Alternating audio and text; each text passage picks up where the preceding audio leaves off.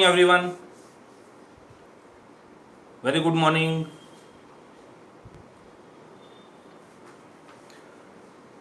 Class शुरू करने से पहले एक इम्पॉर्टेंट बात, जो इसके पहले कुछ न्यूज़ में आया था कि इंजीनियरिंग और कॉलेज के एडमिशन के लिए मैथ्स, फिजिक्स, केमिस्ट्री ये ज़रूरी नहीं होंगे। तो अभी यू टर्न होके फिर से डिसीजन लिया गया है कि ये जो सब्जेक्ट्स है ये सब्जेक्ट्स कंपलसरी होंगे। हाँ, बायोमेडिकल्स के लिए, एग्रीकल्चर इंजीनियरिंग के लिए ऐसे कुछ ब्रांचेस है जिसके लिए मैथ्स, फिजिक्स, केमिस्ट्री कंपलसरी नहीं होंगे। तो इसलिए भी आपको चिंता करने की ज़रूरत नहीं है। आपने जो डिसीजन लिया है, जो स्ट्रीम लिए है, जो सब्जेक्ट्स लिए है, वो एकदम करेक्ट है। अब इस पर प्रॉपरली मेहनत करते रहिए। आपके जो एम है वो सही समय पे फुलफिल ज़रूर होंगे यदि आपने ईमानदारी से वर्क किया हो तो।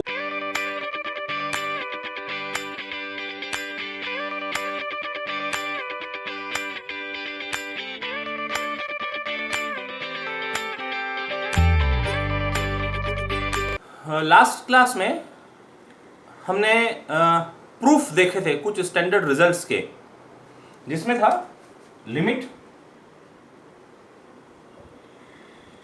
Of sine theta. General result लिख देते हम, sine P theta upon P theta, theta tends to 0 is equal to 1। Sine of angle, जो एंगल है वही डिनोमिनेटर में, और दैट टेंस टू 0। अब ये थीटा टेंस टू 0 यदि होगा तो उसमें कोई constant p, some constant p multiply किया तो that will also tends to 0। जब इस तरह की कंडीशन सेटिस्फाई हो रही होगी then this expression tends to 1 when theta tends to 0। अब पर्टिकुलर p इक्वल टू 1 होने से sine theta upon theta, theta tends to 0 is equal to 1। कई बार बच्चे क्या करते हैं, limit sine theta upon theta, theta tends to क्या है पता नहीं, ये देखते ही नहीं है, बस इतना दिखा साइन थीटा अपॉन थीटा, वो डायरेक्ट लिखते 1। This is not correct, this is not correct. Sign theta upon theta condition होनी चाहिए थीटा टेंस टू 0। अब यदि मान लो थीटा टेंस टू a है तो ये 1 नहीं होगा, तब इसका आंसर हो जाएगा sine a upon a। This expression tends to sine a upon a। तो ये जो बातें हैं, ये जो कंडीशंस है, ये कंडीशंस ध्यान देना जरूरी है। ओके, फिर टेन थीटा से भी रिलेटेड रिजल्ट था, लिमिट टेन पी थीटा या क्यू थीटा बोल देते upon Q theta, theta tends to 0 is 1। इनके रेसिप्रोकल्स करते थीटा टेंस टू 0 के लिए तो वो भी सब लिमिट्स 1 हो जाएंगे। तो ये रिजल्ट्स रिकॉल कर लिए जो कल हमने डिराइव किए थे और कुछ कोरोलरी में रिजल्ट्स पढ़े थे। Now we solve examples. तो पेज नंबर 148 एक्सरसाइज 4, इसके क्वेश्चन शुरू करते हैं। Number 1, limit theta tends to 0 sine m थीटा, sine m theta upon tan n theta.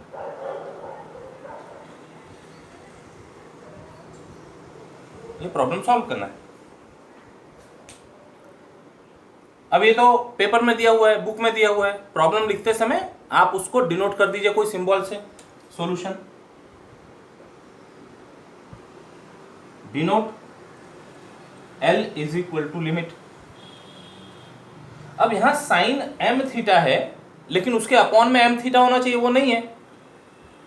Sign n theta है, इसके अपॉन में थीटा होना चाहिए, वो नहीं है। तो क्या हम अपनी तरफ से अपॉन थीटा ला सकते हैं क्या? मतलब हम डिवाइड कर सकते हैं क्या थीटा से? कर सकते हैं। थीटा टेंस टू 0 है, इसका मतलब theta is not equal to 0, तो we can divide by theta.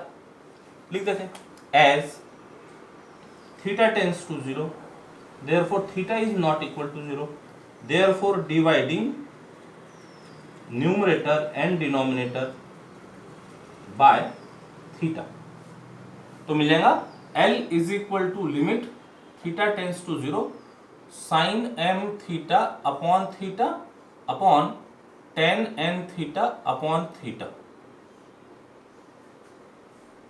एक काम तो हो गया, साइन थीटा के साइन m थीटा के अपॉन में थीटा आ गया, लेकिन एंगल में m थीटा है तो उसके डिनोमिनेटर में केवल थीटा अकेला काम नहीं करेगा, हमको वहां पर m थीटा चाहिए होगा। तो m थीटा लाने के लिए जो नेसेसरी एडजस्टमेंट है वो एडजस्टमेंट करते हैं। Limit theta tends to 0 sine m theta upon m theta. क्या किया हमने, m को मल्टीप्लाई किया है डिनोमिनेटर में, तो इसको बैलेंस करने के लिए यहाँ न्यूमरेटर में भी लिखना पड़ेगा m upon sine n theta. Angle n theta है तो इसके डिनोमिनेटर में n थीटा लगेगा, n तो हमने लाया ना डिनोमिनेटर में, तो इसको बैलेंस करने के लिए यहाँ न्यूमरेटर में भी लिख देते इस यहाँ पर। ठीक है, m और n कांस्टेंट है। अब सब ठीक दिख रहा है। अब limit of quotient is equal to quotient of limits, उसमें भी m कांस्टेंट है n कांस्टेंट है, तो ये m बाय n कांस्टेंट बाहर। Limit of sine m theta upon m theta theta tends to 0 upon limit tan n theta upon n theta theta tends to 0 bye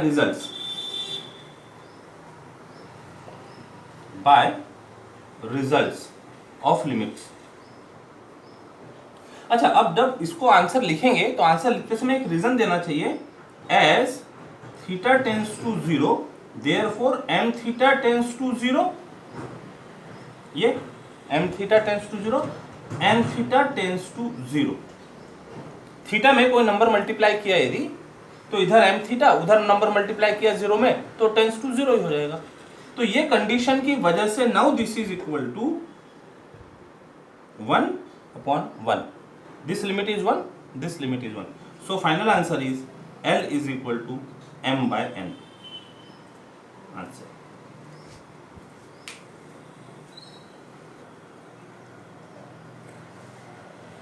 recall some trigonometric identities to solve problems.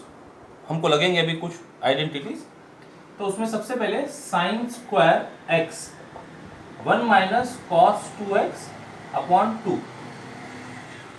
फिर से जो भी बनाना हो 1 minus cos 2x is equal to 2 times sine square x, conversion किए जा सकते। तो this imply cos 2x is equal to 1 minus 2 sine square x, 2 sine square x.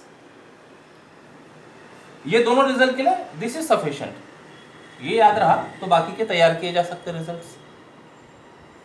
Next is cos square x is 1 plus cos 2x upon 2।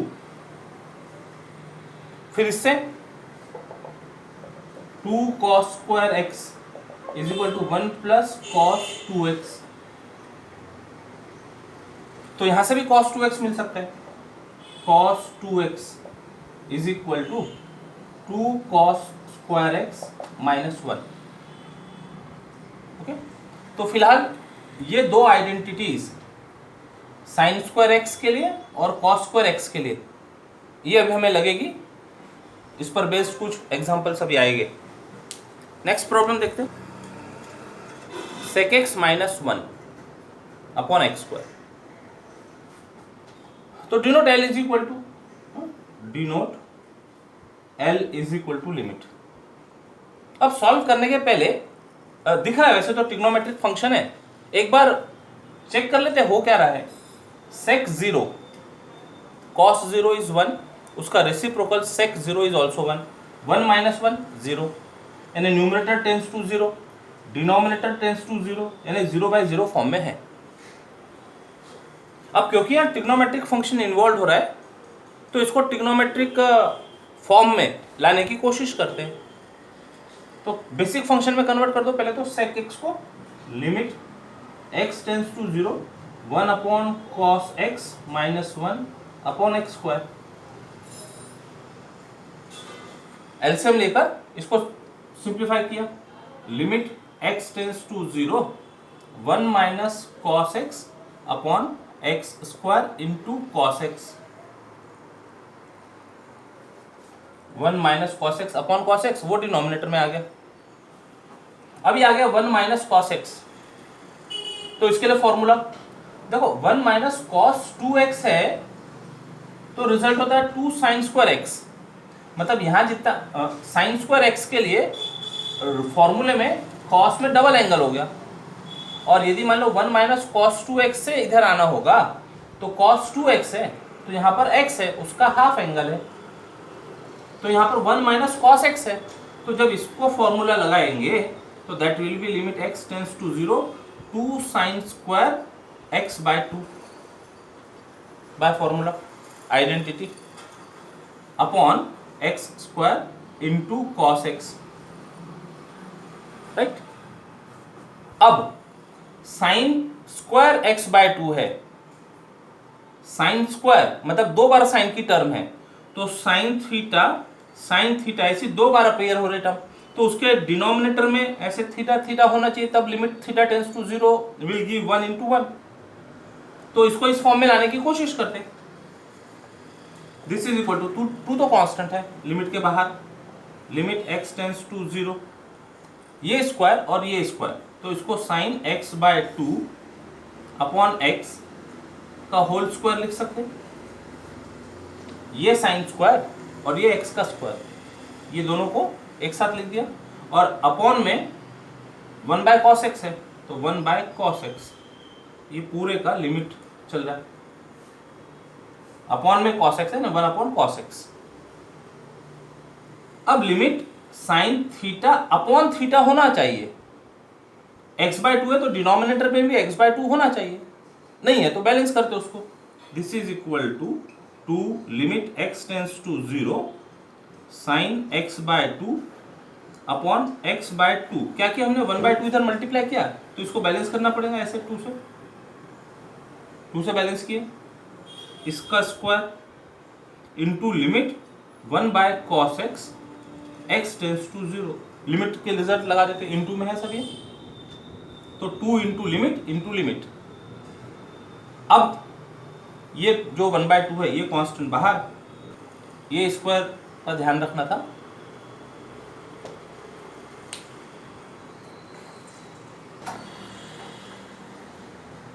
Question number 2 का second, denote L is equal to limit 2 minus cosec x upon cot square x minus 3 when x tends to pi by 6। अभी तक हम जो problem solve कर रहे थे वहां theta tends to 0 x tends to 0, अभी कुछ अलग दिख रहा है, x tends to pi by 6। तो पहले तो चेक कर लेते हैं न्यूमरेटर और डिनोमिनेटर का क्या हो रहा है, तो as x tends to pi by 6 numerator tends to 2 minus cosec pi by 6, sine 30 degree is 1 by 2 तो उसका reciprocal cosec 30 degree is 2 minus 2 0, denominator cot square pi by 6 minus 3, ये राइट एंगल ट्रायंगल से trigonometric functions की ये value बताना आसान है, cot 30 degree adjacent upon hypotenuse adjacent upon opposite, root 3 bye 2 upon 1 by 2 root 3 आएगा, उसका स्क्वायर आ गया 3 माइनस 3 टेंस टू 0। इसका मतलब गिवन लिमिट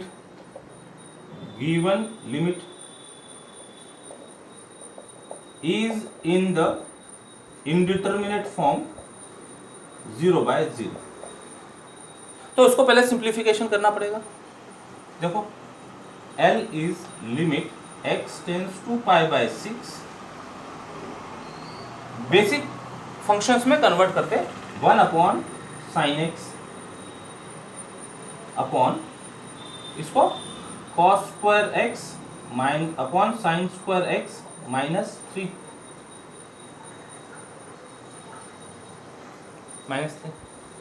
ले लो इसका सिंप्लीफिकेशन एलसीएम वगैरह लेके, लिमिट x tends to pi by 6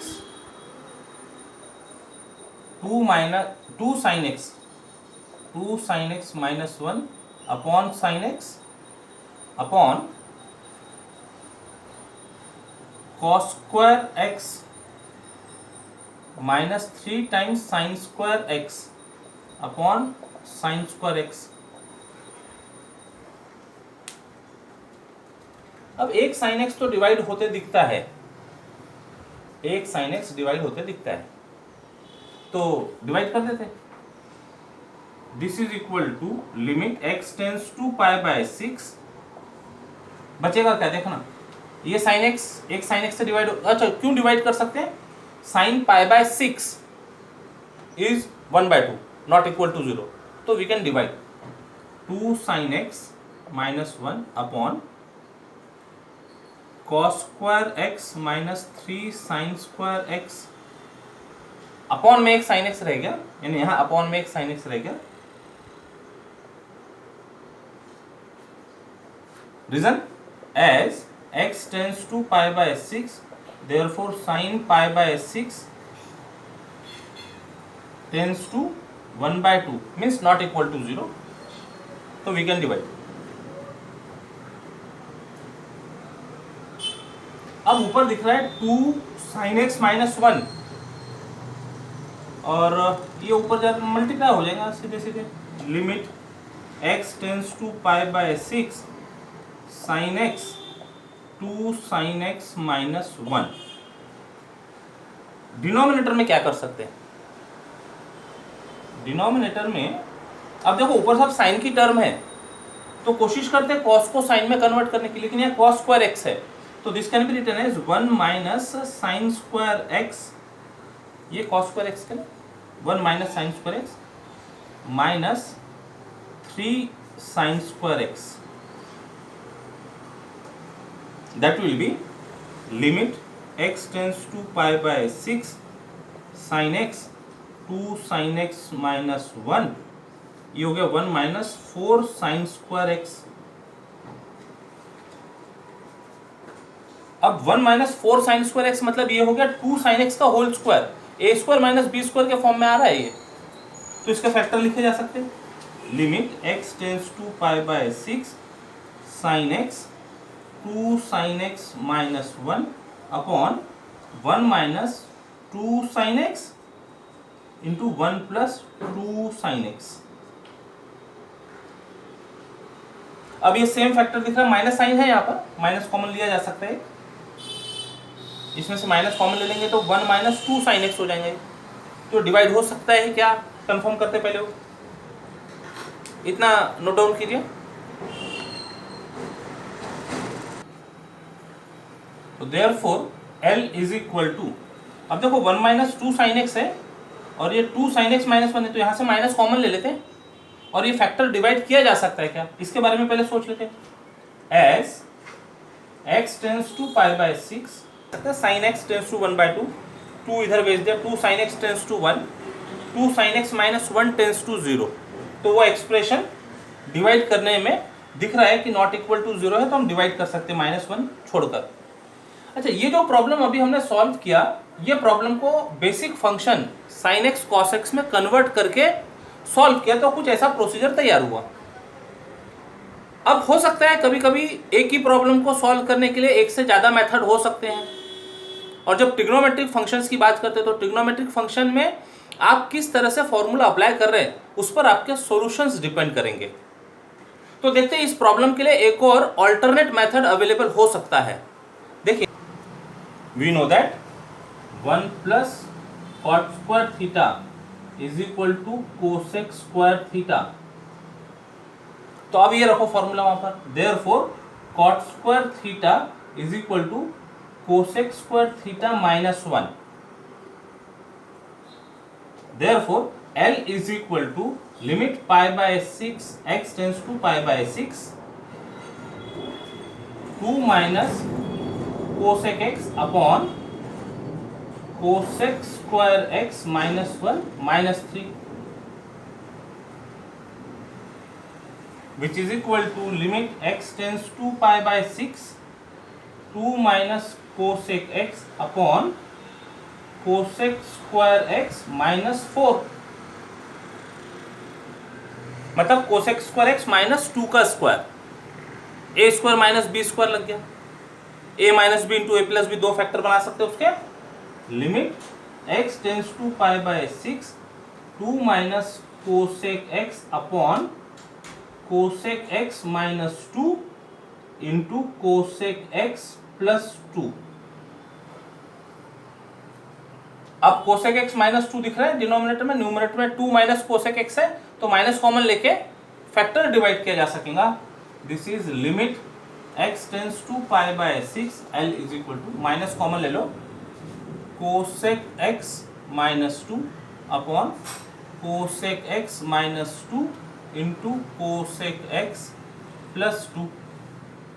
अब न्यूमरेटर डिनोमिनेटर में दोनों सेम फैक्टर दिख रहा है, रीजन मेंशन करो, as x tends to pi by 6 therefore cosec x tends to cosec pi by 6, cosec pi by 6 which tends to 2, तो therefore cosec x minus 2 tends to 0, therefore dividing numerator and denominator by cosec x minus 2 which is not equal to 0, तो we get L is equal to limit x tends to pi by 6, ऊपर रहेगा -1 upon cosec x plus 2।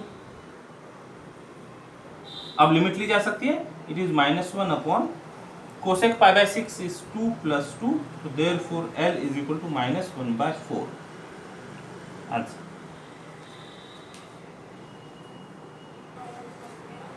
आज रुकते हैं यहाँ पर, factorisation के problem cover हुए ट्रिग्नोमेट्रिक फंक्शन में, ये फैक्टराइजेशन हुआ है बेसिकली। अब इसमें रैशनलाइजेशन भी आ जाएगा, तो वो कल की क्लास में हम देखेंगे। रुकते हैं फिलहाल, टेक केयर, बाय बाय, जय गणित।